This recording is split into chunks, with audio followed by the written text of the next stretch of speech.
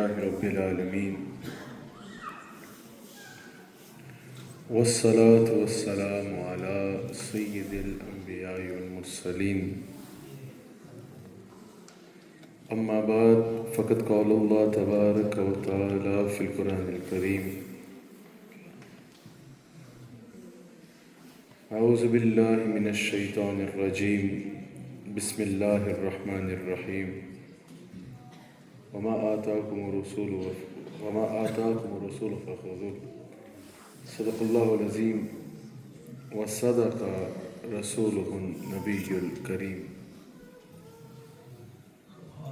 سچا ہمارا خالق اور سچا ہمارا مالک کہ سوا اس واحد یکتا کی کوئی عبادت کے لائق نہیں، اور سچے اس کے پیارے حبیب رحمت للعالمین خاتم النبیین حضرت سیدنا و مولانا محمد الرسول اللہ صلی اللہ علیہ وآلہ وسلم کہ جن کے ذکر مبارک کی اس خوبصورت محفل میں اور آپ حاضر ہیں، اللہ تعالیٰ ہم سب کا یہاں جمع ہونا اپنی بارگاہ میں قبول فرمائے، اور اللہ تعالیٰ اس حضور صلی اللہ علیہ وآلہ وسلم کے ذکر مبارک کی محفل میں ہم سب کا اکٹھا ہونا ہماری آخرت کے لیے وسیلہ نجات بنائے۔ اللہ کا یہ خوبصورت گھر دیکھ کے پیٹر برو میں پہلی بار یہاں آ کے دل خوش ہوا۔ اس مسجد کی انتظامیہ جو احسن انداز میں خدمات یقیناً سر انجام دے رہے ہیں، اللہ تعالیٰ ان کی بھی توفیقات خیر میں مزید برکت دے اور اجر عظیم عطا فرمائے۔ علماء سٹیج پہ آپ کو جلوہ گر نظر آ رہے ہیں، اور میرے شیخ طریقت اس بزم میں محبت کی صدارت فرما رہے ہیں۔ اللہ تعالیٰ ہم سب کو حضور علیہ السلام کے ذکر کی یہ تمام برکات سمیٹنا نصیب فرمائے۔ الحمدللہ میلاد النبی کا مہینہ ہے، حضور صلی اللہ علیہ وآلہ وسلم کا 1500واں جشن ولادت ہے۔ الحمدللہ 1500 سال ہو گئے، دنیا میں میرے آقا کے نام کی دھوم ہے۔ الحمدللہ صرف 1500 سال سے ہی نہیں، 1500 سال سے دھوم ہے کہ حضور آ گئے ہیں، اور آدم علیہ السلام سے لے کر حضور کی ولادت تک دھوم تھی کہ آ رہے ہیں۔ الحمدللہ ہم ان خوش نصیبوں میں سے ہیں جو حضور کا کلمہ پڑھ کے حضور کے امتی بن کے بڑا ناز سے کہتے ہیں کہ صدیاں ہزاروں سال جن کا انتظار ہوتا رہا، الحمدللہ ہم ان کے امتی ہیں اور ہمیں ان کی غلامی نصیب ہوئی ہے۔ تو آپ سب کو حضور کا 1500واں جشن ولادت مبارک ہو۔ حضور صلی اللہ علیہ وآلہ وسلم کے ولادت مبارک کا 1500واں مہینہ، 1500 سال مکمل ہوئے 12 ربیع الاول کو۔ یہ آقا علیہ السلام کے ولادت باسعادت کا 1500 سال ہے۔ ماشاءاللہ میں آپ کو دل کیا تھا گہرائیوں سے اس کی مبارکباد پیش کرتا ہوں۔ حضور صلی اللہ علیہ وآلہ وسلم کے میلاد کی محفل ہے، حضور کی شان بیان کرنے کے لیے، حضور کی عظمتوں کو بیان کرنے کے لیے، حضور سے اپنی عقیدت بھی مضبوط کرنے کے لیے، حضور علیہ السلام کے متعلق اپنا عقیدہ بھی مضبوط کرنے کے لیے آپ حضرات یہاں جمع ہیں، اور اسی لیے ہمیں بھی موضوع کیا گیا کہ اس میں اپنا حصہ ڈالا جائے۔ اب انسان حضور علیہ السلام کی بات کہاں سے شروع کرے؟ یہ تو جملہ آ ہی نہیں سکتا نا کہ ختم کہاں پر کرے، ختم تو کوئی کر ہی نہیں سکتا۔ حضور علیہ السلام کی عظمتوں کے سمندر کا کوئی کنارہ ہی نہیں ہے۔ خالق کہ کائنات نے حضور علیہ السلام کی عظمتوں کا سمندر کا کوئی کنارہ رکھا ہی نہیں ہے۔ سرور کہوں کہ مالک و مولا کہوں تجھے، باغ خلیل کا گلے زیباں کہوں تجھے، یا رسول اللہ تیرے تو وصف ہے بے تناہی سے ہیں بری، حیراں ہوں میرے شاہ میں کیا کیا کہوں تجھے، کہہ دے گی سب تیرے ثنا خاں کی خاموشی، چپ ہو رہا ہوں کہہ کے میں کیا کیا کہوں تجھے، اللہ رے تیرے جسم منور کی تابشیں ہے جانے جان میں جانے تجلا کہوں تجھے، اللہ اکبر لیکن رضا نے ختم سخن اس پہ کر دیا، پیٹر برو والو میرے رضا نے ختم سخن اس پہ کر دیا، یا رسول اللہ خالق کا بندہ خلق کا آقا کہوں تجھے۔ حضور کی عظمت عظمت کو انسان کہاں سے وہ الفاظ لائے جس کو بیان کر سکے. ساری زندگی بیان کرنے کے بعد جب بڑے بڑے کہے گئے یا صاحب الجمال و یا سید البشر من وجهك المنیر لقد نور القمر لا يمكن الثناء كما كان حقه. یا رسول اللہ آپ کی ثنا کا حق کوئی ادا کر نہیں سکتا. بعد از خدا بزرگ تو ہی قصہ مختصر. یا رسول اللہ ہم تو یہ جانتے ہیں خدا کی ساری خدائی میں سب سے زیادہ عظمت ہے جس کو خدا نے عطا کی یا رسول اللہ وہ آپ کی ذات ہے. اللہ اکبر. تو انسان کہاں سے وہ الفاظ لائے؟ حضور کا حسن بے مثال، حضور کی شان بے مثال، حضور کا نسب بھی بے مثال، حضور کا حسب بھی بے مثال، حضور کے اجداد بھی بے مثال. آدم علیہ السلام سے لے کر حضرت عبداللہ تک حضور کا جتنے اجداد ہیں اپنے اپنے دور میں اپنے اپنے اعتبار سے بے مثال. اور حضور کی قیامت تک آنے والی اولاد بھی بے مثال، حضور کا صحاب بھی بے مثال، حضور کے صحابہ بھی بے مثال. اس پہ بھی سبحان اللہ بولو نا. حضور کے صحابہ بھی بے مثال، حضور علیہ السلام کی باتیں بھی بے مثال، حضور کا اختیار بھی بے مثال، حضور کا دربار بھی بے مثال. اللہ نے میرے نبی کو ایسا بنایا ہے جس طرف سے آ کے دیکھو گے اِنَّا أَعْطَيْنَاكَ الْكَوْثَرَ کی تفسیر نظر آئے گی. اللہ اکبر. اب حضور علیہ السلام کی عظمتوں کے اگر ایک پہلو پہ تھوڑی سی بات کر لیں، اللہ تعالیٰ نے حضور علیہ السلام کو مختار کل بنایا ہے. چلیے ساتھ ساتھ شان رسالت بھی بیان ہوتی چلی جائے گی. اور ہمارے نوجوان جو ہم سے ہمارے اہل سنت کے عقیدے کے بارے میں سوال کرتے ہیں ان کو کچھ عقیدہ بھی پتہ چلتا رہے اور ساتھ ساتھ شان بھی بیان ہوتی چلے. اور جلدی سے میں نے اپنی بات کو ختم بھی کرنا ہے. حضور صلی اللہ علیہ وسلم کی شان کا اللہ تعالیٰ قرآن میں جا بجا ذکر فرماتا ہے. جا بجا اللہ تعالیٰ قرآن میں میرے نبی صلی اللہ علیہ وسلم کی عظمت و شان کو بیان فرماتا ہے. جو آیت میں نے تلاوت کی اس میں اللہ تعالیٰ حضور کی شان کا ایک بڑا انوکھا انداز بیان فرما رہا ہے. بڑا خوبصورت انداز ہے حضور صلی اللہ علیہ وسلم کی شان کا. اس آیت میں اللہ تعالیٰ حضور علیہ السلام کی عظمت و شان کا اور حضور کے اختیارات کو اناؤنس کر رہا ہے. قیامت تک آنے والے قرآن کو پڑھنے والے کے لیے مسلمان کے لیے اللہ تعالیٰ حضور علیہ السلام کے اختیارات کو اناؤنس کر رہا ہے. حضور علیہ السلام کا در دولت بتا رہا ہے کہ اگر ہمارے بندوں کو ہمارے کرم سے کچھ بھی چاہیے ہو تو ہمارے حبیب علیہ السلام کے دروازے اقدس پہ چلا جائے. حضور علیہ السلام کی بارگاہ میں جھولی پہنائے اور جو رسول اللہ علیہ السلام دے وہ لے لے.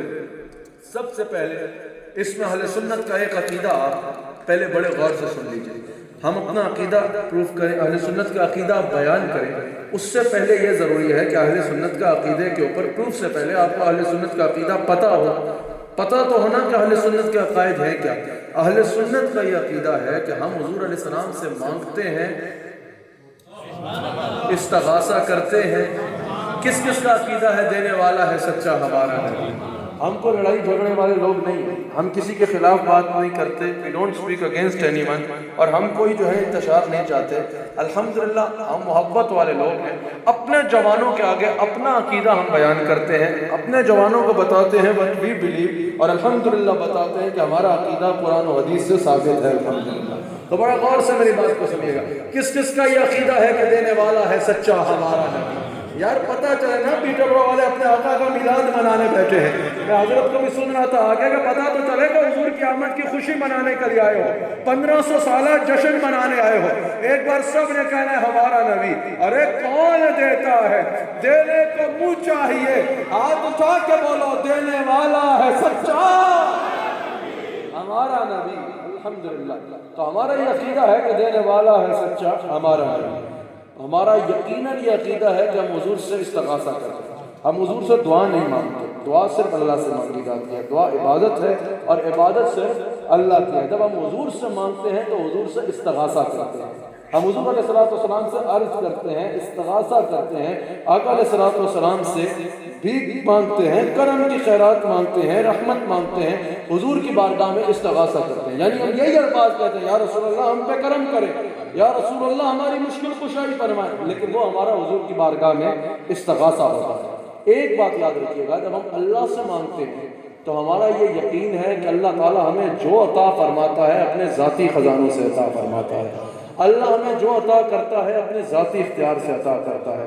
اللہ ہمیں جو عطا کرتا ہے وہ عطا کرنے میں اس کو کسی کی مدد کی ضرورت نہیں ہے. اللہ تعالیٰ کسی معاملے میں کسی کا محتاج نہیں ہے. اللہ کو کوئی دینے والا نہیں ہے. لیکن جب حضور علیہ الصلوۃ والسلام سے مانگتے ہیں تو ہمارا یہ عقیدہ ہوتا ہے کہ دینے والا بھی کون ہے؟ اللہ. اختیار بھی کس کا ہے؟ اللہ. حضور علیہ الصلوۃ والسلام ہمیں جو کچھ دیں گے حضور کی یہ ذمہ داری لگانے والا بھی کون ہے؟ حضور کو یہ اختیار دینے والا بھی کون ہے؟ اللہ. حضور کو قاسم نعمت بنانے والا کون ہے؟ اللہ. حضور علیہ الصلوۃ والسلام کے بعد جتنے خزانے ہیں وہ حضور کو دینے والا کون ہے؟ اللہ. اور حضور ہر لمحہ کس کے محتاج ہیں؟ اللہ کے. حضور کو سب کچھ عطا کرنے والا کون ہے؟ اللہ. اور اللہ کو عطا کرنے والا کوئی نہیں ہے. یہ عقیدہ آپ کے ذہن میں ہو جب آپ یہ ساری گفتگو سن رہے ہو. تو ہم حضور علیہ السلام سے جب مانگتے ہیں، جب ہم ڈاکٹر کے پاس جاتے ہیں، اب یہ بتائیے تو بہت چھوٹی مثال ہے، حضور کا مقام تو بہت بڑا ہے، صرف آپ کو سمجھانے کے لیے. جب آپ ڈاکٹر کے پاس جاتے ہیں تو آپ کا بیلیف کیا ہوتا ہے کہ ڈاکٹر عطا کرے گا یا اللہ آپ کو شفا عطا کرے گا؟ شفا کس نے دینی ہے؟ تو کوئی پوچھے کہ بھئی اگر شفا اللہ نے دینی ہے تو ڈاکٹر کے پاس کیوں آئے ہو؟ ڈاکٹر کے پاس آنے کا کیا مقصد ہے؟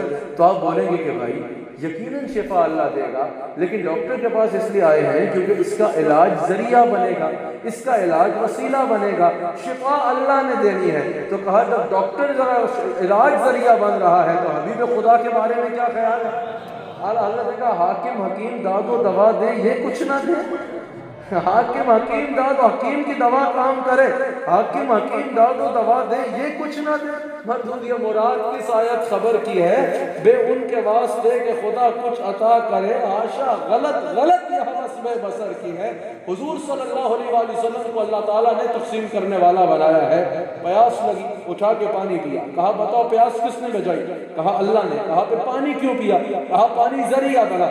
تو کہا ذریعہ کا مانا جا رہا ہے اگر پیاس بجھانے کے لیے بجائی اللہ نے لیکن ذریعہ پانی بنا تو پھر تو رسول اللہ علیہ السلام کا ذریعہ ماننے میں مشکل کیا ہے؟ سمجھ آ رہی ہے؟ حضور صلی اللہ علیہ وآلہ وسلم کو اللہ تعالیٰ نے بانٹنے والا بنایا، عطا کرنے والا بنایا. اس میں کوئی شک نہیں کہ حضور علیہ السلام اپنی رحمتوں کے خزانے لوٹاتے ہیں.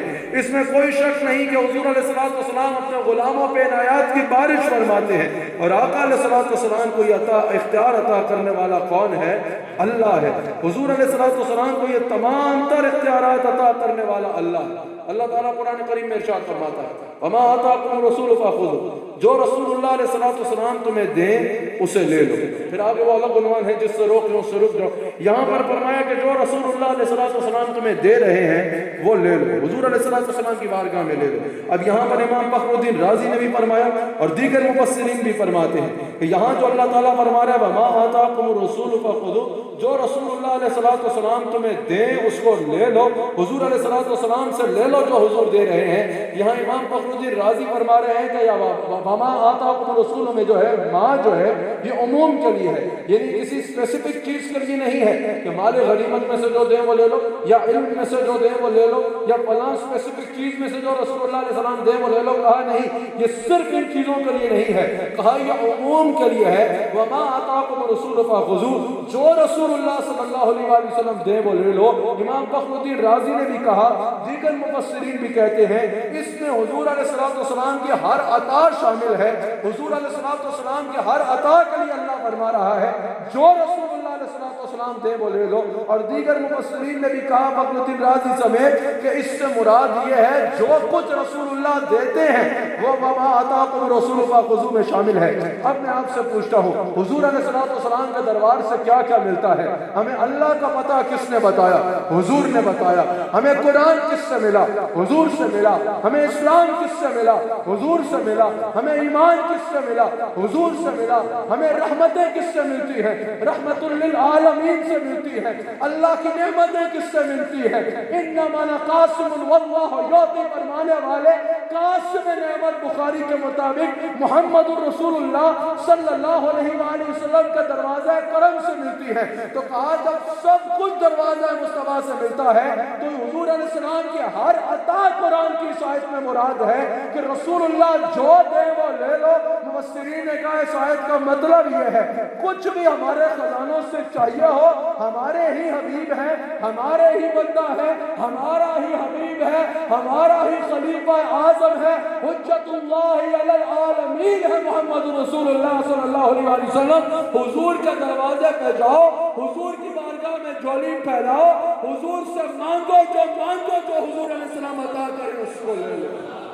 یہ آپ کو سمجھانے کے لیے تھوڑا آسان کرنا ہوگا۔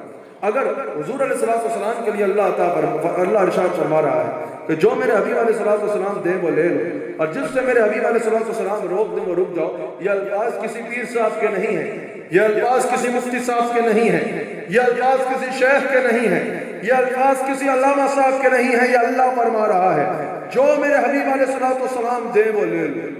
اب اگر میرے سے آ کے کوئی کہے کہ حضرت میرا فلاں کام کر دیں، مجھے میری مدد کر دیں، مجھے اتنے پیسے چاہیے، میرے پہ آپ کی مہربانی ہوگی مدد کر دیں، میں بولوں بھائی میں تو نہیں کر سکتا، آپ خطیب الرحمان صاحب کے پاس چلے جاؤ اور خطیب الرحمان صاحب سے مدد مانگ لو، خطیب الرحمان صاحب یقیناً آپ کی مدد کرتے ہیں۔ وہ بولے ٹھیک ہے، میرا بڑا شکریہ ادا کرے اور خطیب صاحب کے پاس لمبا سفر کر کے چلا جائے اور خطیب صاحب کو جا کے کہے کہ حضرت میری مدد کر دیں، مجھے عطا کریں۔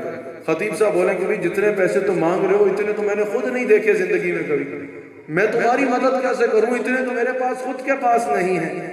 اب بتائیے وہ جو جانے والا ہوگا وہ ان کے اوپر سوال کرے گا یا میرے اوپر سوال کرے گا؟ میرے اوپر سوال کرے گا، ان کو کچھ نہیں کہے گا، بولے گا ان کا تو قصور ہی نہیں، ان کے پاس تو تھا ہی کچھ نہیں، اگر انہوں نے نہیں دیا تو ان کا قصور نہیں، ان کے پاس تو ہے ہی نہیں۔ سوال کرے گا کہ اگر ان کے پاس دینے کو کچھ تھا ہی نہیں تو اس نے ان کے پاس بھیجا کیوں؟ سمجھ آ رہی ہے یا نہیں؟ بھیجنے والے پہ انگلی اٹھائے گا کہ بھائی جب خطیب الرحمان صاحب کے پاس دینے کو اتنے کچھ تھا ہی نہیں تو تم نے مجھے ان کے پاس بھیجا کیوں؟ Why did you wasted my time؟ مجھے وہاں جانا پڑا، ان سے مانگنا پڑا، ان کے پاس تو تھا ہی نہیں، مجھے بھیجا کیوں؟ وہ بھیجنے والے سے پوچھے گا جب ان کے پاس کچھ نہیں تھا تو مجھے کیوں بھیجا؟ اللہ اپنی ساری کریشن سے کہہ رہا ہے جو میرے حبیب علیہ السلام دے وہ لے لو، اور فخر الدین رازی سمیت کئی مفسرین کہہ رہے ہیں وَمَا آتَاكُمُ الرَّسُولُ میں ماں عموم کے لیے ہے، اس میں ہر نعمت اور ہر چیز شامل ہے۔ اللہ اپنی ساری کریشن سے کہہ رہا ہے جو میرے حبیب دے وہ لے لو، یعنی جو چاہیے ہو مصطفیٰ کے پاس جاؤ، پھر جو حبیب دے وہ لو۔ اگر حبیب علیہ السلام کے پاس ہے ہی معاذ اللہ کچھ نہیں تو ساری خلقت کو وہاں بھیجا کیوں جا رہا ہے؟ ساری خلقت کو وہاں بھیجنے کے لیے یہ ضروری تھا کہ رسول اللہ کے پاس اتنی طاقت ہو، اتنا اختیار ہو، اتنے خزانے ہو کہ ساری مخلوق بھی میرے نبی کے پاس آئے، اور میرے نبی ساری مخلوق کو ان کی مانگ سے زیادہ دے دے، تب بھی میرے مصطفیٰ کے خزانے ختم نہ ہو۔ تو ایسا ہے پہلے اِنَّا أَعْطَيْنَاكَ الْكَوْثَرَ کا منتہجہ پیدا سنایا، حبیب کو کثرتوں کا مالک بنایا، پھر ہمیں فرمایا اور میرے بندو میرے حبیب کا دروازے پہ جاؤ، جو حبیب دے وہ لے لو۔ پتہ چلا کہ اللہ نے ہر خزانے کی چابی جسے دی ہے وہ میرا مصطفیٰ ہے۔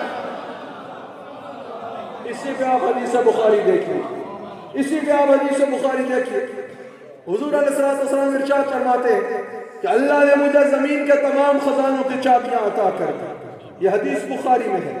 اعلیٰ حضرت امام احمد رضا خان بریلوی رحمۃ اللہ علیہ، ہمارے امام اہل سنت، عقائد اور نظریات میں ہمارے پیشوا جو علماء سے پوچھ لو، ہمارے عقائد میں امام احمد رضا خان بریلوی رحمۃ اللہ علیہ اعلیٰ حضرت، اللہ اکبر، اس حدیث میں تبصرہ کرتے ہوئے کہتے ہیں، اعلیٰ حضرت کہتے ہیں اس حدیث نے تو مسئلہ ہی سمجھا دیا، اعلیٰ حضرت کہتے ہیں اس حدیث نے عقیدہ سمجھا دیا۔ حضور نے فرمایا کہ تمام خزانوں کی چابی میرے ہاتھ میں، پتہ چلا کہ خزانے کس کے ہیں؟ سارے بولو اللہ۔ پتہ چلے نا کہ ہمارا عقیدہ کیا ہے، خزانے کس کے ہیں؟ اللہ۔ دینے والا کون ہے؟ خالق حقیقی کون ہے؟ مالک بالذات کون ہے؟ معبود برحق کون ہے؟ سب اس کے محتاج نہیں، سب اس کے محتاج ہیں، اور وہ کسی کا محتاج تو پتہ چلا اس حدیث سے کہ خزانوں کی چابی حضور کے پاس ہے. خزانے بھی اللہ کے، نعمتیں بھی اللہ کی، سب کچھ اللہ کا. اللہ نے خزانوں کی چابی مصطفیٰ کو دی. اعلیٰ حضرت نے کہا حضور نے یہ نہیں فرمایا اللہ نے مجھے علم کی چابی دی، اللہ نے مجھے جنت کی چابی دی، اللہ نے مجھے اولاد کی چابی دی، اللہ نے مجھے رزق کی چابی دی. اعلیٰ حضرت کہتے ہیں حضور نے مطلقاً فرمایا کہ اللہ نے اپنے تمام خزانوں کی چابیاں مجھے عطا کی ہیں. تو کہا اس حدیث سے بخاری سے پتہ چلا رحمتیں دینے والا اللہ، لیکن رحمتوں کا حصہ لینے کے لیے جس کے پاس چابی ہے اس کے پاس جانا ہوگا، کیونکہ اس کو چابی دینے والا کون؟ اللہ. رزق دینے والا اللہ. لیکن اگر حضور سے استغاثہ کیا جائے تو یہ درست ہوگا کیونکہ چابی حضور کے پاس ہے. اولاد دینے والا اللہ، لیکن اگر حضور کی رحمت سے عطا کی امید رکھی جائے تو یہ درست ہوگا کیونکہ چابی رسول اللہ علیہ السلام کو دینے والا اللہ ہے. کہا جب ہم حضور کے پاس جاتے ہیں عقیدہ یہی ہوتا ہے کہ دینے والا بھی اللہ، اختیار بھی اللہ کا، نعمتیں بھی اللہ کی، خزانے بھی اللہ کے، لیکن اللہ نے اپنے حبیب کو تقسیم والا بنا کے چابی عطا فرمائی ہے. یہ حدیث بخاری میں. اب آگے چلیے تو یہ بھی حدیث بخاری کی. آقا علیہ السلام فرماتے ہیں انما انا قاسم واللہ یعطی. حضور فرماتے ہیں کہ تقسیم کرنے والا میں ہوں، اور انما کلمہ حصر ہے، صرف یہ نہیں فرمایا میں ہوں، فرمایا صرف میں ہوں. انما انا قاسم، صرف میں ہوں تقسیم کرنے والا، ڈسٹریبیوٹ کرنے والا. اور خزانے کس کے ہیں؟ دینے والا کون ہے؟ اللہ. تو پتہ چلا کہ جب حضور علیہ السلام سے مانگا جائے گا تو نظریہ یہ ہے دینے والا اللہ ہے لیکن تقسیم کرنے والے ہمارے مصطفیٰ. اب میرا ایک جوان نے میرے سے سوال کیا کہ یہ بتائیے کہ اللہ خود نہیں دے سکتا؟ میں نے کہا دے سکتا ہے. کہا اللہ چاہے تو مجھے ڈائریکٹلی دے سکتا ہے؟ میں نے کہا بالکل دے سکتا ہے. تو کہا پھر میں نبی کا وسیلہ کیوں بناؤں؟ یہ نہیں، ہم نے پہلے کہا ہم کسی کے خلاف نہیں بول رہے. ہمارے جو جوان ہم سے سوال کرتے ہیں ہم اس کا جواب دے رہے ہیں. ہم کوئی لڑائی جھگڑے والے لوگ نہیں ہیں اور کسی کے خلاف بات نہیں کرتے. ہمارے جوان جو ہم سے سوال پوچھتے ہیں، جو ان کے ذہنوں میں سوال آتے ہیں، کوسچنز آتے ہیں، ہم ان کا آنسر دینا ہوتا ہے. جو ہمارے جوانوں کے ذہنوں میں کوسچن آتے ہیں، ایک جوان ہے کہ میرے ذہن میں یہ کوسچن آ رہا ہے کہ اگر اللہ خود دے سکتا ہے تو حبیب کے پاس کیوں بھیج رہا ہے؟ میں نے کہا اعلیٰ حضرت سے بھی یہی پوچھا گیا تھا کہ اگر اللہ خود دے سکتا ہے تو حضور کے پاس کیوں جایا جائے؟ اعلیٰ حضرت نے کہا کہ قرآن کی آیت پڑھو وَلَوْ أَنَّهُمْ إِذْ ظَلَمُوا أَنفُسَهُمْ جَاءُوكَ فَاسْتَغْفَرُوا اللَّهَ وَاسْتَغْفَرَ لَهُمُ الرَّسُولُ لَوَجَدُوا اللَّهَ تَوَّابًا رَحِيمًا. ترجمہ: جب اپنی جانوں پہ ظلم کر بیٹھو یعنی گناہ کر بیٹھو، اللہ کو ناراض کر بیٹھو، وَلَوْ أَنَّهُمْ إِذْ ظَلَمُوا أَنفُسَهُمْ جَاءُوكَ، حضور کی بارگاہ میں چلے جاؤ، فَاسْتَغْفَرُوا اللَّهَ، اللہ سے معافی مانگو. یا اللہ اتنے میں راضی ہو جائے گا کہ نہیں؟ وَاسْتَغْفَرَ لَهُمُ الرَّسُولُ، پھر رسول اللہ صلی اللہ علیہ وآلہ وسلم تمہاری سفارش کریں. کہا یا اللہ پھر کیا ہوگا؟ کہا لَوَجَدُوا اللَّهَ تَوَّابًا رَحِيمًا، لام تاکید کے لیے ہے. کہا پھر ضرور پاؤ گے، I promise you کہ تم پاؤ گے مجھے توبہ کو قبول کرنے والا اور رحم کرنے والا. اعلیٰ حضرت نے کہا اللہ نے کیا رکھا کہ راضی کب ہوں گا؟ کہا کب بخشوں گا؟ جب واستغفر لهم الرسول، جب رسول اللہ تمہاری سفارش کریں گے صلی اللہ علیہ وسلم. کہا بالکل قرآن میں یہی ہے. تو اعلیٰ حضرت نے کہا اللہ خود نہیں بخش سکتا؟ آپ نہیں سمجھ رہے. کہا اللہ خود بخش نہیں سکتا؟ کہا بالکل بخش سکتا ہے. تو کہا پھر حبیب کے پاس کیوں بھیج رہا ہے؟ قرآن میں کہہ رہے حبیب کہیں گے تو بخشوں گا، خود نہیں بخش سکتا. کہا بخش سکتا ہے. کہا پھر حبیب کی سفارش کیوں کہہ رہا کرواؤ؟ کہا اس کی مرضی. کہا جیسے وہاں اس کی مرضی، یہاں بھی اس کی مرضی کے قاسم نعمت حضور کو بنانا ہے. سمجھ آ رہی ہے؟ حضور صلی اللہ علیہ وآلہ وسلم کو اللہ تعالیٰ قاسم نعمت بنا رہا ہے. اللہ اکبر. ان کے ہاتھ میں ہر کنجی ہے. مالک کل کہلاتے یہ ہیں. اِنَّا آتَيْنَاكَ الْكَوْثَرَ، ساری کثرت باتیں یہ ہیں. رب ہے موتی، یہ ہے قاسم، رزق اس کا ہے، کھلاتے یہ ہیں اپنے بھرم سے. ہم حلقوں کا پلہ بھاری کراتے یہ ہیں.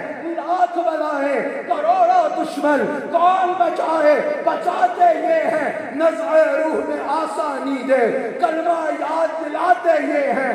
مرکد میں یعنی قبر میں، مرکد میں بندوں کو تھپک کر میٹھی نیند سلاتے یہ ہیں. قیامت میں ٹھنڈا ٹھنڈا میٹھا میٹھا پیتے ہم ہیں، پلاتے یہ ہیں. ہیں، میزان میں اپنے کرم سے ہم حلقوں کا پلہ بھاری کراتے یہ ہیں، پل صراط پہ سلم سلم کی ڈھارس سے پل سے پار لگاتے یہ ہیں۔ ان کا فیض جلیل خلیل سے پوچھو، آگ میں باغ کھلاتے یہ ہیں، جلتی جان بجھاتے یہ ہیں، روتی آنکھ ہنساتے یہ ہیں، ماں جب اکلوتے کو چھوڑے آ آ کہہ کر بلاتے یہ ہیں، باپ جہاں بیٹے سے بھاگے لطف وہاں فرماتے یہ ہیں، اپنی بنی ہم آپ بگاڑے کون بنائے بناتے یہ ہیں۔ میرے امام نے کمال کر دیا، کہہ دو رضا سے خوش ہو خوش رہ مجدہ رضا کا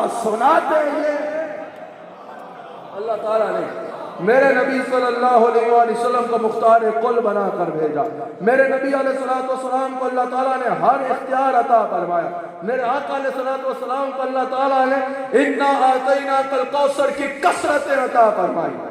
پھر حبیب سے کہا وَأَمَّا السَّائِلَ فَلَا تَنْهَرْ، حبیب تمہارے پاس جو لوگ آ رہے ہیں نا، تمہارے پاس یہ جو لوگ مانگ رہے ہیں نا، ان کو تمہارا پتہ بتانے والا میں ہوں۔ وَأَمَّا السَّائِلَ فَلَا تَنْهَرْ، کبھی کسی سائل کو اپنے در سے خالی نہ موڑنا۔ پھر اللہ ہمیں پروا رہا ہے وَمَا آتَاكُمُ الرَّسُولُ فَخُذُوهُ، جو رسول اللہ علیہ السلام دیں وہ لے لو، اور جس سے حضور علیہ السلام روکیں اس سے رک جاؤ۔ اس لیے تو میرے امام نے کہا منگتا تو رہا منگتا، کوئی شاہوں میں دکھا دو، منگتا تو رہا منگتا، کوئی شاہوں میں دکھا دو، جس کو میرے سرکار سے ٹکڑا نہ ملا ہو۔ حضور صلی اللہ علیہ وسلم کو اللہ تعالیٰ نے مختار کل بنایا ہے۔ حضور علیہ السلام کو اللہ تعالیٰ نے قاسم نعمت بنایا ہے۔ ہر نعمت اللہ تعالیٰ نے حضور صلی اللہ علیہ وسلم کو دینے والا بنایا ہے۔ اب اگر آپ میرا کوئی جوان مجھ سے یہ پوچھتا ہے کہ یہ بتائیے ہم حضور صلی اللہ علیہ وسلم سے اگر کہتے ہیں یا رسول اللہ ہمیں عطا فرمائے، کیا صحابہ کا بھی یہ مزاج تھا؟ یہ عنوان میں نے یہ ٹاپک اس لیے چنا کیونکہ آپ میلاد میں حضور کی شان سننے آئے ہیں، اس میں عقیدہ بھی بتایا جا رہا ہے، حضور کی شان بھی بیان ہو رہی ہے، اور ہمارے جوانوں کو ان کے سوالوں کا جواب بھی مل رہے ہیں۔ کہا کہ یہ بتائیے کہ کیا رسول اللہ صلی اللہ علیہ وسلم سے صحابہ بھی اس طرح کرم مانگتے تھے؟ صحابہ بھی حضور علیہ السلام سے کچھ عرض کرتے تھے، کچھ عطا کرنے کی امید رکھتے تھے؟ میں نے کہا اگر صحابہ مانگتے تھے تو پھر ہمیں بھی مانگنا چاہیے۔ میرے جوان نے مجھے کہا اور اگر صحابہ نہیں مانگتے تھے تو پھر ہمیں بھی نہیں مانگنا چاہیے۔ کہا بالکل ٹھیک کہا، بالکل درست کہا۔ تو سنو صحابہ حضور سے کیسے مانگتے تھے؟ صرف مانگتے نہیں تھے بلکہ سب کچھ حضور سے مانگتے تھے، اور پھر ایسا ہوتا تھا کہ کوئی مانگتا قطرہ تھا میرے کریم سے، گر قطرہ کسی نے مانگا، دریا بہا دیے ہیں دربے بہا دیے ہیں۔ حضور علیہ السلام کی بارگاہ خصائص کبریٰ میں موجود ہے۔ امام جلال الدین سیوطی نقل فرماتے ہیں، صاحب تفسیر جلالین جو امام جلال الدین سیوطی رحمۃ اللہ علیہ خصائص کبریٰ میں بیان فرماتے ہیں، ایک عورت اپنا گونگا بچہ، میوٹ بچہ، بول نہیں سکتا تھا، آقا علیہ السلام کی بارگاہ میں لے کے آئی، صحابیہ ہے، وہ کہتی ہے میں سوچ رہی کہ میں حضور سے کیسے عرض کروں کہ یا رسول اللہ میرا بچہ گونگا ہے، یہ بولتا نہیں ہے، اس پر کرم فرمائے۔ کہا کبھی میں گئی حضور کی بارگاہ میں، سوچ ہی رہی تھی کہ حضور سے کیسے عرض کروں، حضور نے میرے گونگے بچے سے پوچھا مجھے جانتے ہو میں کون ہوں؟ اس کو زبان ملی، اس نے کہا آپ اللہ کے سچے رسول ہیں۔ بخاری میں موجود ہے، بڑے غور سے سنیں۔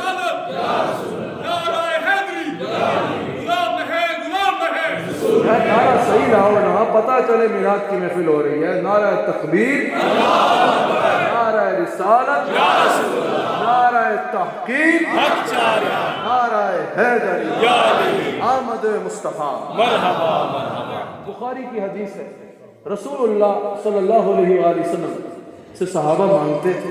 بخاری کی حدیث ہے۔ اس امت کے سب سے بڑے محدث کون ہیں آپ بتائیے؟ جو سب سے بڑے محدث سے مراد اس امت میں سب سے زیادہ احادیث کے راوی کون ہیں صحابہ میں؟ حضرت ابو ہریرہ رضی اللہ تعالیٰ عنہ، بخاری کی حدیث ہے۔ حضرت ابو ہریرہ حضور کے پاس ہے، یا رسول اللہ صلی اللہ علیہ وسلم میری میموری بہت شارٹ ہے، حافظہ کمزور ہے، میموری شارٹ ہے، کچھ یاد نہیں رہتا، بڑا دل کرتا ہے کہ آپ سے جو سنوں مجھے یاد ہوا کرے، لیکن یا رسول اللہ مجھے کچھ یاد ہی نہیں رہتا، میموری شارٹ ہے، جو ہے حافظہ کمزور ہے۔ بخاری کی حدیث ہے، حضور نے فرمایا ابو ہریرہ چادر بچھاؤ۔ ابو ہریرہ نے اپنی چادر اتاری اور حضور کے آگے بچھا دی۔ حضور علیہ السلام نے اپنا دست مبارک آگے کیا اور اس میں پھر دراز کر دیا، پھر آگے یہ میں ویسے ہی آپ کو سمجھانے کے لیے کہا ہوں حضور نے کیسے کیا، ویسا تو کوئی مثال ہی نہیں. حضور نے اپنا ہاتھ آگے کیا پھر پھیلا دیا، پھر ہاتھ آگے کیا پھیلا دیا، ہاتھ آگے کیا پھیلا دیا. ابو ہریرہ سمیٹ لو، یہ فیری ٹیلز نہیں سنا رہا، یہ بخاری میں موجود ہے. حضرت ابو ہریرہ نے اس چادر کو سمیٹ لیا. یہ نہیں کہا یا رسول اللہ اس میں تو کچھ آیا ہی نہیں، اس میں تو آپ نے کچھ ڈالا ہی نہیں، میں کیا سمیٹوں. حضور نے فرمایا یوں کیا، ابو ہریرہ کو کہا سمیٹو، سمیٹ لیا. اللہ اکبر. دو جہاں میں آپ سے مانگوں گا تو رکھوں گا کہاں یا رسول اللہ، دو جہاں میں آپ سے مانگوں گا تو رکھوں گا کہاں، آپ خالی ہاتھ رکھ دیں میرے خالی ہاتھ میں. حضور صلی اللہ علیہ وسلم کی بارگاہ حضور نے فرمایا کہ ابو ہریرہ سمیٹ لو. ابو ہریرہ نے چادر سمیٹ لی. یہ نہیں کہا یا رسول اللہ اس میں تو آیا ہی کچھ نہیں، میں کیا سمیٹوں. حضرت ابو ہریرہ کہتے ہیں اس دن سے میرا حادثہ ایسا ہوا جو حضور فرماتے مجھے یاد ہوتا چلا گیا، اور پھر اس امت کے سب سے بڑے محدث بنے. حضور علیہ السلام کی بارگاہ میں حضرت قتادہ کی آنکھ نکل جاتی ہے. امام باقی نے بھی نقل کیا اور البدایہ والنہایہ میں ابن کثیر بھی نقل کرتے ہیں. حضرت قتادہ کی آنکھ نکل گئی، اپنی آنکھ اٹھائی اور حضور کی بارگاہ میں آ گئے. عرض کی یا رسول اللہ صلی اللہ علیہ وسلم آنکھ نکل رہی ہے، کرم فرمایا. حضور نے یہ نہیں فرمایا کہ چھوٹو ڈاکٹر میں کیا کروں، میں آنکھ کیسے ٹھیک کر سکتا ہوں، ڈاکٹر کے پاس جاؤ، میں تو صرف پیغام دے سکتا ہوں. آقا علیہ السلام ادھر آؤ. حضرت قتادہ آگے ہوئے. البدایہ والنہایہ میں ابن کثیر نے بھی نقل کیا اور امام باقی بھی نقل کر رہے ہیں. حضور نے قتادہ کی آنکھ پہ اپنا لعاب لگایا. سبحان اللہ، کیا مقدر قتادہ کی آنکھ کا. اللہ اکبر. قتادہ تو جھوم رہے ہوں گے کہ کیا یہ اچھا ہوا آنکھ نکلی کہ آنکھ پہ حضور کا لعاب لگ رہا ہے. سارے آنکھوں والے قتادہ کی نکلی آنکھ پہ صدقے نہ جائیں جس میں حضور اپنا لعاب لگا رہے ہیں.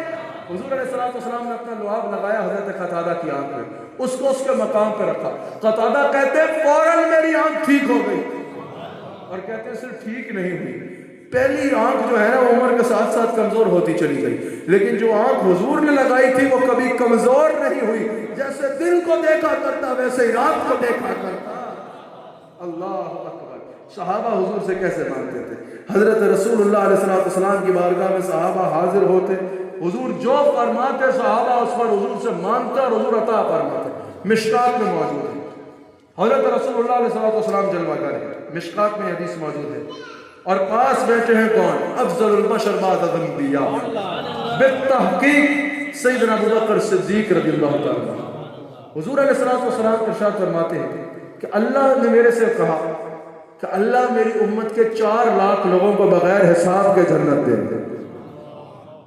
حضرت ابوبکر نے کہا سبحان اللہ، لیکن ساتھ ہی کہا زدنا یا رسول اللہ، یا رسول اللہ تھوڑا بڑھا دے. سبحان اللہ. تم بھی امتی ہو، بڑا بھی تسی بھی آ سکتے ہو، خوش ہو کے بولو سبحان اللہ.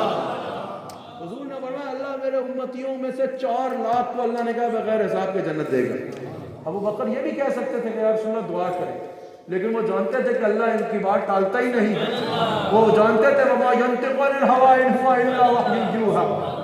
زدنا یا رسول اللہ، یا رسول اللہ 4 لاکھ تے اللہ نے دیتے نہ کوئی تسی بتا دے، یا رسول اللہ بڑھا دے. حضور نے یہ نہیں فرمایا ابو بکر I can't do anything، میں تو کچھ نہیں کر سکتا، ٹھیک ہے میں اللہ تعالیٰ سے بات کرتا ہوں. حضور نے بڑھانے ہیں، ہاتھ کو یوں کیا یوں کیا، کہا لو ابو بکر بڑھا دیا. یہ مشکات میں حضور نے اپنے ہاتھوں کو بڑھا کے کھولا اور کہا ابو بکر بڑھا کر دیا، بڑھ گئے. حضرت ابو بکر نے زدنا یا رسول اللہ، یا رسول تھوڑے اور بتا دیں. حضور نے پھر ہاتھ آگے کیا، میں نے کہا میں مشکات کی حدیث سنا رہا ہوں، اور ہاتھ کھولے. حضور نے کہا بڑھ گئے ابو بکر. ابو بکر نے تیسری بار کہا زدنا یا رسول اللہ، یا رسول اللہ اور بڑھا دے. حضور نے پھر ہاتھ آگے کھولے اور بڑھائے، کہا لو ابو بکر میں نے اور بڑھا دی. اس سے پہلے کہ ابو بکر چوتھی بار عرض کرنے لگے تھے، حضرت عمر نے حضرت ابو بکر سے عرض کی حضرت بس ٹھیک ہے. وہ حضرت ابو بکر نے کہا کہ میرا مقصد حضور کو تکلیف دینا نہیں ہے. حضرت عمر نے کہا بار بار حضور کو یوں کرنا پڑ رہا ہے، بس ٹھیک ہے. اور حضور علیہ السلام کے صحابی حضرت صدیق اکبر نے کہا میرا مقصد حضور کو تکلیف دینا تو نہیں ہے، ڈسٹرب کرنا تو مقصد نہیں ہے، مقصد میرا یہ ہے کہ حضور کا کیا جائے گا. حضور نے یوں یوں یوں یوں کرتے رہنا ہے، ساری امت نے جنت میں چلے جانا. اب مشکات کے الفاظ سن حضور سن رہے تھے. حضور نے جب یہ سنا تو حضرت عمر نے جواب دیا. حضرت عمر نے کہا ابو بکر مجھے یہ بتائیں کہ جب رسول اللہ نے ایک بار یوں کر دیا تو کیا یہ دنیا اتنی بڑی ہے کہ کوئی پیچھے رہ گیا ہوئے گا. حضور نے فرمایا ابو بکر عمر جو کہہ رہا ہے سچ کہہ رہا ہے. سبحان اللہ. میرے آقا علیہ الصلوۃ والسلام ڈوبے سورج کو پلٹاتے. میرے آقا علیہ الصلوۃ والسلام سے جس نے جو مانگا حضور نے عطا فرمایا. اب کوئی پوچھے حضور دیکھو دے سکتے ہیں یا نہیں دے سکتے؟ ایک مجلس میں بیٹھے ہیں اور 10 لوگوں کو جنت کا ٹکٹ دے رہے ہیں. عشرہ مبشرہ کیا ہے؟ 10 لوگوں کو دنیا میں بیٹھے بیٹھے جنت دے دی. آج کوئی دنیا میں بیٹھے بیٹھے جنت دے سکتا ہے؟ کوئی جنت دے سکتا ہے؟ آپ کسی کی جنتی ہونے پر قسم آج کے دور میں اٹھا سکتے ہو؟ نہیں اٹھا سکتے. کسی کو دنیا میں کوئی کتنا بھی نیک آدمی کیوں نہ ہو قسم نہیں اٹھائی جا سکتی آج زندہ لوگوں میں آپ کو یہ پکا جنتی ہے. یہ اللہ کا فیصلہ اور اللہ کا علم ہے. یہ میرے نبی کا اختیار ہے.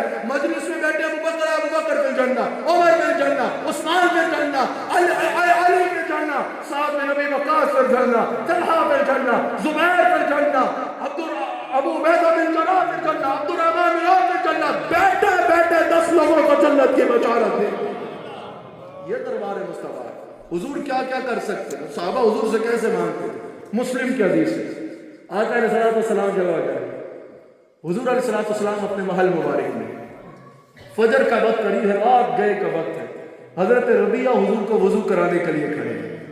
آئے آئے یہ وہ خوش نصیب صحابی تھے جو حضور کی پرسنل خدمت بھی کیا کرتے تھے. ویسے ایک بار سوچو کیا مقدر ہے ربیعہ کا. ربیعہ کے مقدر پہ رشک آتا ہے یا نہیں آتا؟ ساری دنیا سو رہی ہے، رات گہری ہو رہی ہے، ہوا اپنے لپیٹے مار رہی ہوتی ہے، لوگ نیند کی لذتیں لے رہے ہیں اور ربیعہ حضور کے دروازے پہ پانی لے کے کھڑا ہے. حضور آئے اور میں حضور کو وضو کروں. اللہ اکبر. جنت میں فرشتے، آسمان پہ فرشتے ربیعہ کو رشک بھری نگاہوں سے دیکھتے ہوں گے. ربیعہ تو نے کیا مقدر پایا ہے. حضرت ربیعہ کھڑے اتنے میں حضور اپنے پردہ ہٹاتے ہیں اور فرماتے ہیں سل یا ربیعہ. ربیعہ کے دل میں خیال آ رہا ہے ربیعہ تو کیا مقدر والا ہے، حضور کے دروازے پہ کھڑا ہے، ان کو تو تیری کوئی حاجت نہیں ہے. ڈر لگ رہا ہے کہ کہیں یہ نعمت مجھ سے چلی تو نہیں جائے گی کبھی، یہ نعمت میرے پاس رہے کہ میں حضور کی خدمت کرتا رہا. حضور محل مبارک کا پردہ اٹھاتے ہیں، فرماتے ہیں سل یا ربیعہ. ربیعہ مانگ کیا مانگتا ہے؟ اللہ اکبر. یہاں پر محدث قبیر شیخ اکبر حضرت سیدنا محدثین میں ہند میں جو محدثین ہیں ان کا ان کو سرتاج مانا جاتا ہے، رہبر مانا جاتا ہے، پیشوا مانا جاتا ہے. اور امام احمد رضا نے بھی کہا کہ ہند میں جو محدثین ہیں ان کا یہ امام ہے. حضرت شاہ عبد الحق محدث دہلوی رحمۃ اللہ علیہ وہ اس حدیث کا تبصرہ ہوا کرتے ہوئے کہتے ہیں مسلم کی حدیث میں کہا حضور نے سل یا ربیعہ مطلق فرمایا، یعنی اسپیسیفائز کر کے نہیں فرمایا کہ اس معاملے میں مانگ لو یا اس معاملے میں مانگ لو. حضور علیہ الصلوۃ والسلام نے فرمایا سل یا ربیعہ. حضرت شاہ عبد الحق محدث دہلوی فرماتے ہیں کیونکہ حضور نے مطلق فرمایا، اب ربیعہ کچھ بڑا سے بڑا مانگ لیتے اور حضور کہتے ہیں یہ میں نہیں دے سکتا تو یہ حضور کی شان کے خلاف تھا. اس سے پتہ چل رہا ہے کہ حضور کے پاس ہر چیز دینے کا اختیار ہے جو اس طرح پوچھ بلینک چیک دے رہے ہیں. سل یا ربیعہ. ربیعہ کسی بھی معاملے میں مانگ میں تجھے عطا کروں گا، جو چاہو مانگو.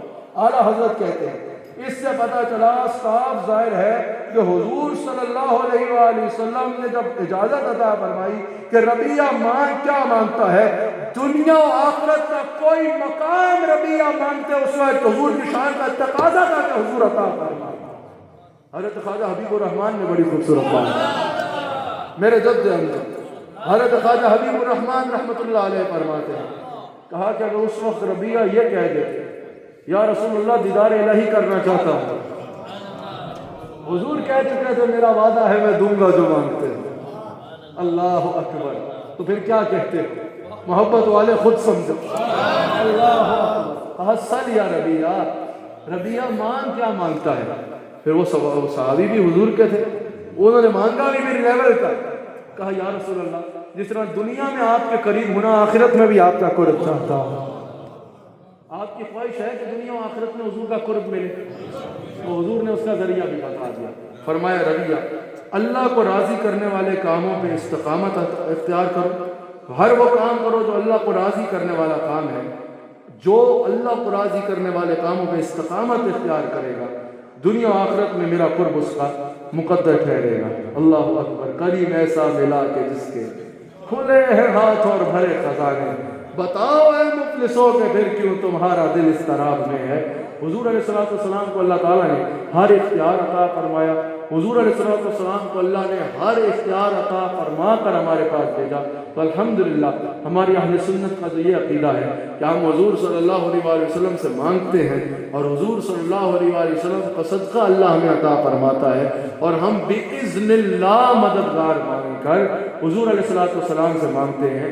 جیسے قرآن میں موجود ہے، حضرت عیسیٰ علیہ السلام ارشاد فرماتے ہیں کہ میں مردوں کو زندہ کرتا ہوں، میں اندھوں کو بینائی دیتا ہوں، میں بیماروں کو شفا دیتا ہوں بِإِذْنِ اللہ۔ تو قرآن کی اس آیت نے بتایا کہ انبیاء کا بِإِذْنِ اللہ عطا کرنے والا، مدد کرنے والا، مشکل کشا کرنے والا ماننا یہ صرف جائز ہی نہیں ہے، یہ ضروری ہے۔ اور یہ عقیدہ قرآن بتا رہا ہے کہ نبی چھوٹی موٹی چیزیں تو دور کی بات ہے، زندگی بھی دے دیا کرتے ہیں، شفا بھی دے دیا کرتے ہیں، بینائی بھی دے دیا کرتے ہیں۔ تو پھر بتاؤ امام الانبیاء کا حال کیا ہوگا، امام الانبیاء کا عالم کیا ہوگا۔ ہم اللہ کا شکر ادا کرتے ہیں کہ اللہ نے ہمیں حضور کا امتی بنایا ہے۔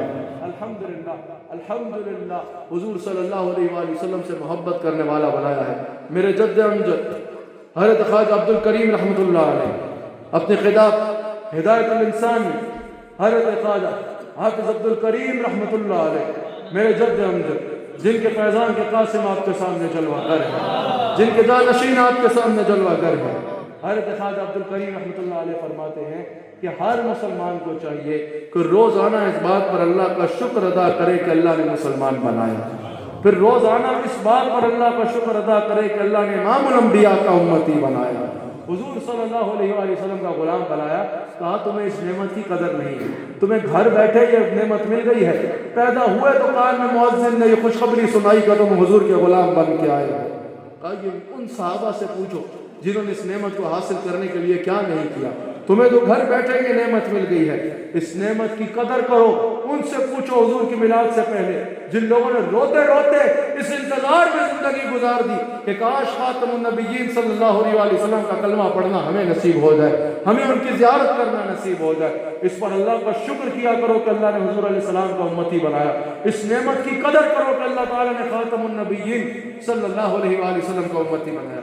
آخری 2-3 منٹ میں مجھے آپ کی بھرپور توجہ درکار ہے۔ حضور علیہ السلام نے ہمیں اللہ کا پتہ بھی دیا، حضور صلی اللہ علیہ وسلم سے ہمیں اسلام بھی ملا، حضور صلی اللہ علیہ وسلم سے ہمیں ایمان بھی ملا، حضور صلی اللہ علیہ وسلم سے ہمیں رحمتیں بھی ملی، نعمتیں بھی ملی، وہیں حضور علیہ السلام کی سیرت بھی ہمیں ملی ہے۔ سمجھ آ رہی ہے؟ صرف نعمتیں ملی اور اسی پہ جھوم جھوم کے نعمتیں لے کے بیٹھ نہیں جانا، بلکہ حضور علیہ السلام کی سیرت بھی ہمیں ملی ہے، حضور کی شریعت بھی ہمیں ملی ہے، حضور سے ہمیں صرف نعمتیں نہیں ملی بلکہ نماز جیسی نعمت بھی ملی ہے۔ سمجھ آ رہی ہے؟ بارگاہ مصطفیٰ میں جا کے پک اینڈ چوز نہیں کرنا کہ کھانے پینے کی نعمتیں ساری لے لو، دنیاوی نعمتیں ساری لے لو، اور جو نماز جیسی نعمت ہے اس کو چھوڑ دو۔ دربار مصطفیٰ سے ہمیں نماز بھی ملی ہے، اس کو اپنی زندگی کا حصہ بناؤ۔ دربار مصطفیٰ سے ہمیں شریعت کا درس ملا ہے، شریعت ملی ہے، شریعت کو اپنی زندگی میں لازم کرو۔ حضور صلی اللہ علیہ وسلم سے ہمیں سنت ملی ہے، حضور صلی اللہ علیہ وسلم کی سنت کو اپنے اوپر لازم کرو۔ حضور فرماتے ہیں قیامت کے دن میں اپنی ساری امت کی شفاعت کر کے جنت میں لے کے جاؤں گا، صرف اس کو نہیں سوائے اس کے جس نے انکار کیا۔ صحابہ نے عرض کی کہ یا رسول اللہ صلی اللہ علیہ وسلم یہ انکار کرنے والا کون ایسا بد نصیب ہوگا جو آپ کی شفاعت سے محروم رہے گا؟ حضور صلی اللہ علیہ وسلم نے فرمایا کہ جس نے میری سنت کا انکار کر دیا وہ انکار کرنے والوں میں سے ہوگا۔ تو حضور صلی اللہ علیہ وسلم کا میلاد منانے والوں، جہاں میلاد مصطفیٰ منانا ہے وہاں پیغام مصطفیٰ کو اپنانا ہے، حضور کی سنت کو اپنی زندگی کا حصہ بناؤ۔ حضور صلی اللہ علیہ وسلم کی سنت کیا ہمیں صرف نماز روزہ حج سکھاتی ہے؟ نہیں، حضور صلی اللہ علیہ وسلم کی سنت ہمیں بازار میں کیسے رہنا ہے یہ بھی سکھاتی ہے۔ رسول اللہ صلی اللہ علیہ وسلم کی سنت ہمیں یہ بھی بتاتی ہے کہ اگر کوئی مسلمان ہے، یہاں پر جو نوجوان بیٹھے ہیں بالخصوص، الحمدللہ ہم جہاں جاتے ہیں یہاں بھی کثرت میں میجورٹی جو ہے وہ نوجوانوں کی بیٹھی ہے۔ رسول اللہ صلی اللہ علیہ وسلم نے ہمیں پورا نظام دیا ہے۔ اگر آپ بازار میں ہو، if you are in your job or if you are doing business, رسول اللہ صلی اللہ علیہ وسلم, and if you are a follower of Muhammad Rasulullah صلی اللہ علیہ وسلم, it's your duty to remember that Rasulullah صلی اللہ علیہ وسلم said that do not betray anyone. The follower of Muhammad Rasulullah صلی اللہ علیہ وسلم Do not betray anyone. The follower of Muhammad Rasulullah sallallahu alaihi wasallam proves from his character that I am the follower of Muhammad Rasulullah sallallahu alaihi wasallam. He keeps the best character and beautiful character. The follower of Muhammad Rasulullah sallallahu alaihi wasallam take care of others. He always takes care of others. Muhammad Rasulullah sallallahu alaihi wasallam says, Huzur alayhi salatu wasallam says that one person in the Yawm al-Qiyamah, in the day of judgment, one person will go to Allah subhanahu wa ta'ala and say that, Ya Allah, forgive me. Allah ta'ala will ask that, do you used to forgive people in the world? He will say that, Ya Allah, do mercy on me. Allah ta'ala will say that, did you do mercy on the people in the world? He will say that, Ya Rasulullah sallallahu alaihi wasallam, Ya Allah, please hide my sins. Allah ta'ala will say, did you used to hide sins of people? لوگوں کے عیبوں میں پردہ ڈالتے تھے. Do you used to hide the sins of people? If you want that Allah ta'ala do mercy on you, Rasulullah sallallahu alaihi wasallam says that do mercy on people. If you want that Allah forgives you, remember, you should forgive people. There was one Sahab, he was hitting his slave, his servant. He was hitting his servant. Rasulullah sallallahu alaihi wasallam came and said that, oh person, remember, today he is in front of you and he cannot do anything. And you are doing anything you want to do. In the day of judgment, you will be like this in the front of Allah subhanahu wa ta'ala. And if you want that Allah does mercy on you, you should do mercy on the people of God, on people of Allah. And you people, you stay in this country, you should be ambassador of Islam by your gesture. Rasulullah sallallahu alaihi wasallam says that take care of people. Leave the good impression of Islam. Leave the good impression of the teachings of Muhammad Rasulullah sallallahu alaihi wasallam. Prove by your character that the best message of peace and the best message of character is given by Sayyidina Muhammad Rasulullah sallallahu alaihi wasallam. Try to forgive people. Huzur sallallahu alaihi wasallam says that there will be some people in Yawm al-Qiyamah, day of judgment, who will be told that you have the right on Allah subhanahu wa ta'ala, that Allah forgive you. Sahaba asked that, Ya Rasulullah sallallahu alaihi wasallam, who will be these people who will be told that you have right on Allah subhanahu wa ta'ala, tumhara par Allah ka haq hai کہ Allah ta'ala forgives you, کہ Allah ta'ala تمہیں معاف فرمائے. Allahu Akbar. Huzur alayhi salatu wasalam says that this will be those people who used to forgive people in the sake of Allah. In world, if someone does bad with them, and someone disturbs them, if someone do something bad from them, they did not use to take revenge. They used to forgive in the sake of Allah. In the day of judgment, Allah Ta'ala says that you have right on me that today I should go and give you, because you used to forgive people in world. In world, what do we think? We think that if someone will do bad with us, we will be not considered as a powerful person. And we will not be considered as respectful persons until we do not take revenge. Rasulullah sallallahu alaihi wasallam says that if you will forgive people, Allah Ta'ala will give you respect. Allah Ta'ala will raise your respect if you will start forgiving people.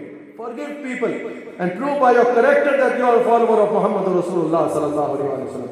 If someone does bad with you, you do good with him.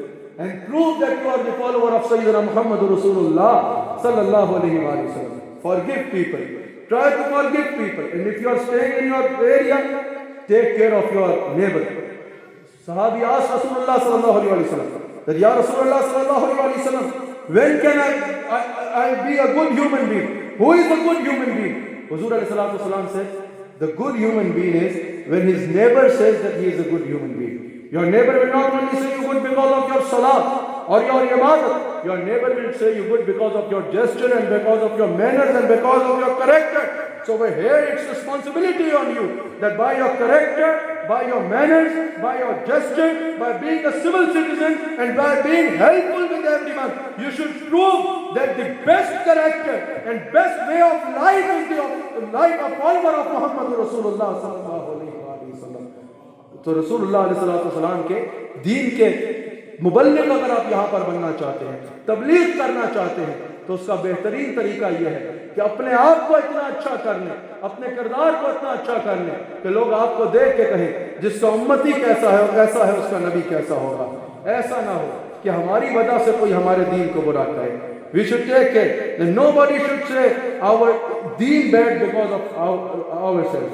No one should think something bad about Islam because of our character. We should keep our character like this, that everyone thinks good about Islam because of our character and our gesture. اللہ تعالی ہم سب کو حضور خاتم النبیین رحمت للعالمین صلی اللہ علیہ وسلم کا نام حلال اور وفادار رہنے کی توفیق عطا فرمائے۔